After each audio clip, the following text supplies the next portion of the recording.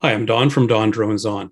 Today, I'm talking to a recreational drone pilot who has used his drone, along with some excellent ground footage as well, to capture and share a major construction project in Kingston, Ontario, Canada. Please join me in welcoming Mike Hill.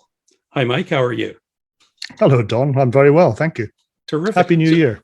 Happy New Year to you as well. So tell me about this project. Well, the project is the construction of a bridge across the Cataraqui River in Kingston. Okay. And as the name may give it away, it's the third crossing of the river. It's essential because it will permit emergency services to move more quickly. And if the 401 goes out, which it does with alarming regularity these days, yes, then the only option previously was the Bascule Bridge on the Causeway by the Royal Military College.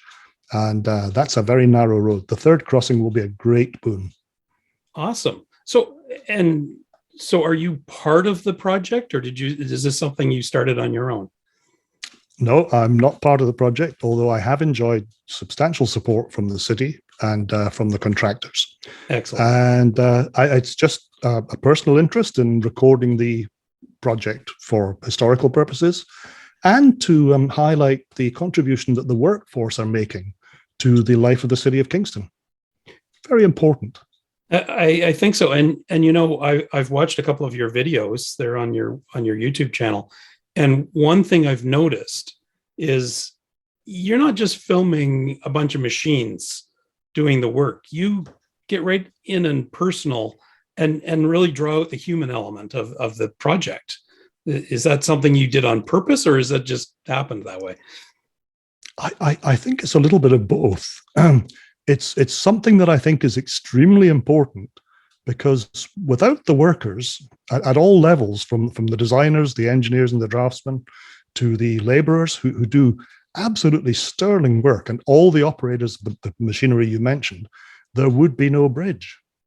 And of course, one of the great things about the work I've been doing, if you can call it work, it's a wonderful excuse to get out of the house for me, is that I've discovered that a great many of the wives, girlfriends, sons, daughters, parents whose families are working on the project are delighted to be able to see finally what it is they do and to see their work recognized. Oh, that's awesome. That is really awesome. So you really had a connection with the crew and their families. Yes, it's a connection to the families of the workforce, but as well as that, it's been very clear, because there's a Facebook page that deals with the project and has from the outset, that allows the citizens of Kingston and the region, all of us will benefit, to follow the project and to get a real idea of how it's progressing, how much has been involved in both the design aspects, the environmental considerations and everything else. Right. And that's been greatly appreciated by a lot of people. Awesome. So how often are you out there filming? It started off, Don, as a fairly casual business, maybe once or twice a month in 2020. And then as the pace began to pick up, it's become almost a daily visit.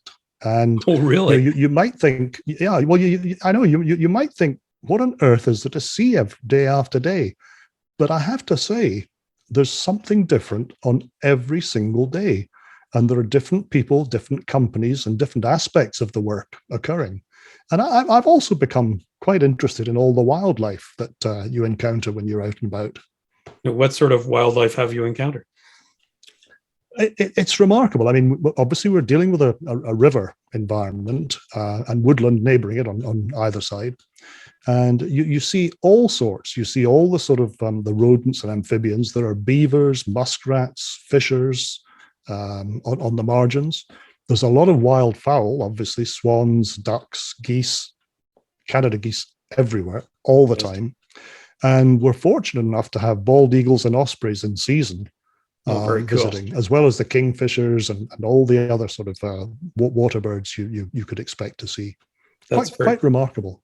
Oh, and I'd have to mention as well, in the spring, and this may not be something that's comfortable for everybody, we do see an awful lot of water snakes. Yeah. Not fun if you're in the water when you encounter one of those. Oh, they're not a concern at all. Oh, well, that's good. You can tell someone else that. I'm not getting anywhere near them. No, a lot of people are uncomfortable. I've shown them once or twice in videos, and the feedback's not always positive. Right. But it's good that you integrate the nature elements into your videos as well, and show that, here's a big construction project, but also here's a beautiful swan going underneath. Yeah, absolutely, Don. And I mean, I'd have to point out that the city took a very long time and spent a great deal of time and effort in considering the environmental impact before a shovel emerged. Right. So it's been a consistent concern that the environmental aspect is considered. There are bat boxes beside the construction site, turbidity curtains in the water to prevent material moving into the river environment, and there are pass-throughs in the causeway, temporary causeway, which is built to ensure that wildlife do pass unhindered. Cool. So you're there pretty much every day, or at least recently. Almost every day, yeah. So what are you flying in terms of a drone? I was flying a Mavic 2 Pro until recently, and I was very pleased with that, with the performance of that particular drone. Sure. The camera's excellent, both for stills and video shots. And at 4K, the quality of the video is sufficient to bring screen grabs that are quite acceptable. But I was fortunate enough to invest in a Mavic 3 recently. Ooh, and I've been awesome. flying that. It's everything DJI claims in terms of image quality. Wow, that's amazing. I'm envious. It's only a matter of time. Oh, I'm sure it is. Yes. So you're flying these drones over a construction project. Is this in controlled airspace or anything like that you have to be concerned about?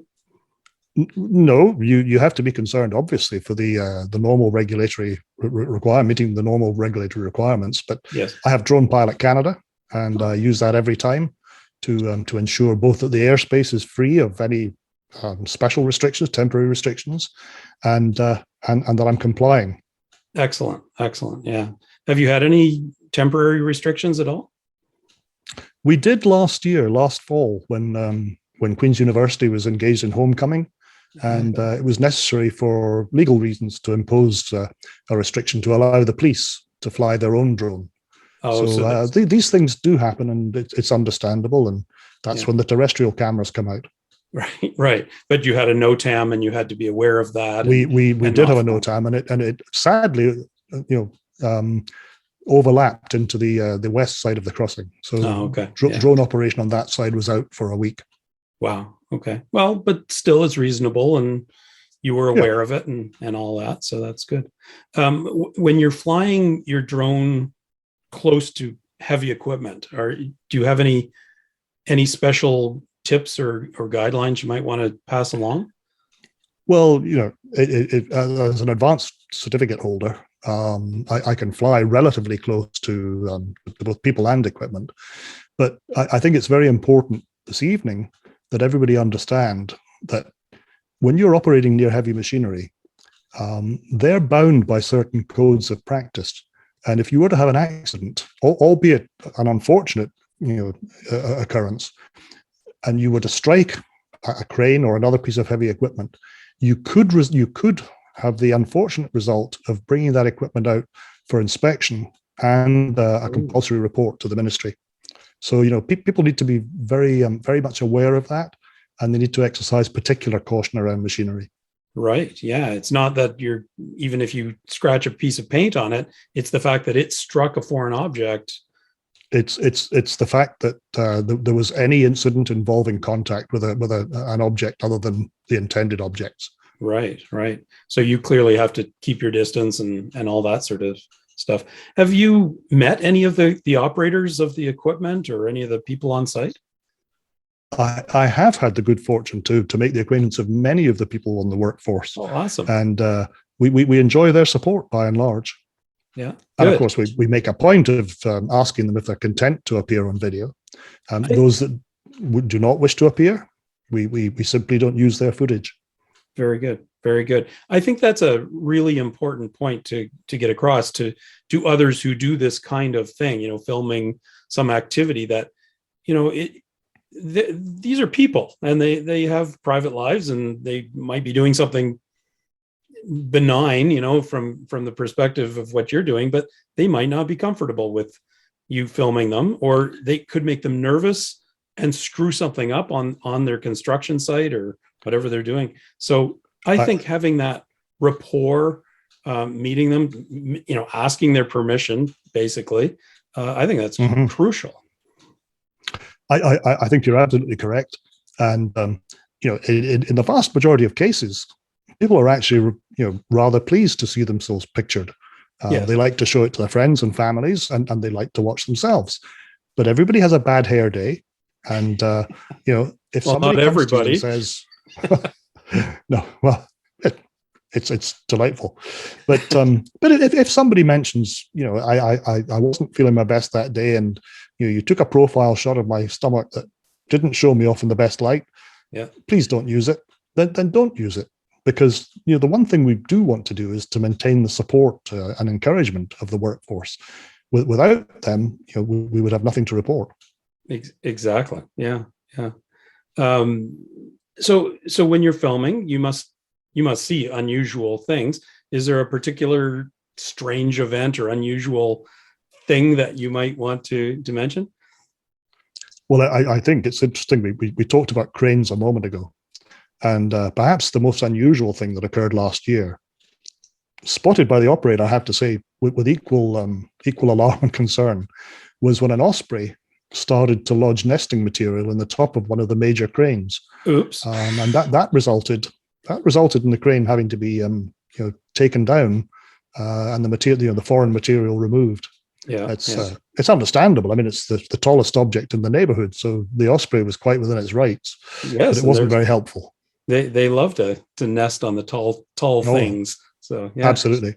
I'm sure. Well, I've got to say as well, on another occasion, and my colleague Paul Wash, who takes commercial photographs, and who follows the project as closely as I do, actually captured two ospreys engaged in an act of a sexual nature on the top of a crane.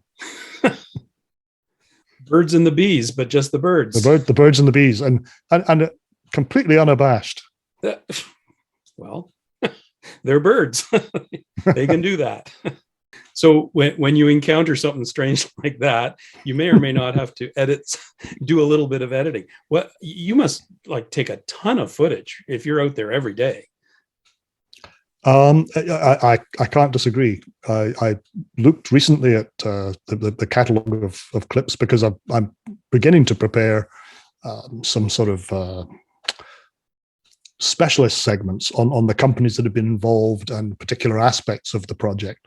And my clip count at the moment is in excess of 5,000, and that's about 6 terabytes. That's staggering to keep track of. Very cool. So what do you do? You keep them on, obviously, hard drive, but what are you using for editing software and things like that? Well, because I'm a Mac person, I use Final Cut Pro, and I'm very happy with it. I don't think I'll ever get to the bottom of all the options and possibilities it has, but I do learn something new every week, and awesome. I do try and remember it for the next week, which is another challenge. Yeah, and you do narration and some face shots and things like that in your videos, so you've got a lot of editing and stuff to put together. Any particular tips in terms of that angle of capturing something like this? Well, I think I'd encourage anybody considering following a construction project or something of that nature to think very carefully about how they're going to approach it, and consider the safety aspects for the workforce, and the possibilities of causing distraction or disruption before they engage. And if they can, find somebody on the project with whom they can talk, so that they get a better understanding of how things work and what's going to happen. It's been immensely helpful to me to have a lot of people who are prepared to open up to me and to give me an insight into what's going to happen, because that allows you to set up. It doesn't matter how much time you spend on a site. If you don't have a good idea, an anticipation of what's to come, then you're always going to be in the wrong place. And when the site has two banks, an east and a west shore, being in the wrong place is completely hopeless. Yes, yes. And certainly you've been in the right place for so many of the shots that I've seen, like when they're bringing in those, I don't even know how long those girders were, being right on the intersection there, waiting for them, obviously, must have been amazing. There've been a few minutes spent waiting for arrivals. Right. But because you had developed this rapport with the project team and some of the key people there, you were able to anticipate that some of those events were going to happen and be prepared and think through what could be a good shot. Very much so. And of course, when you've got 95 girders coming, you have to think about how to get a bit of variety in it. We had 95 concrete girders and 48 steel beams. So, wow, just producing the same shot week after week is not the way to go. You've got to try and mix it up. Yeah. But yes, I mean, I've been very fortunate, myself and my colleague Paul Walsh, who takes still photographs. We have developed a good rapport, and we've enjoyed tremendous support from the city of Kingston and all the contractors involved. And indeed, they've used some of my material in their presentations. So that's a great compliment. That is certainly a feather in your cap then, that they have used your material in their presentations. So that's fantastic. And, and with that, I think I will say thank you for your time, Mike. This has been tremendous, and your material, I hope my viewers will see some of your shots and some of your videos that you've taken. It's absolutely stunning work, like excellent production that you've put together, and portraying, like I said at the beginning, portraying not only big machines putting together a bridge, but the people at the root of it that are actually pulling it off. I think that's absolutely the point, Don. It's a project that would be nothing without those who are working on it. From the very first design considerations to the last meter of concrete, it's all about the people, and it's been a pleasure and a privilege to record their activities, and I hope to continue to do so until it completes. Thank you very much for the opportunity to talk about it. Thank you, Mike.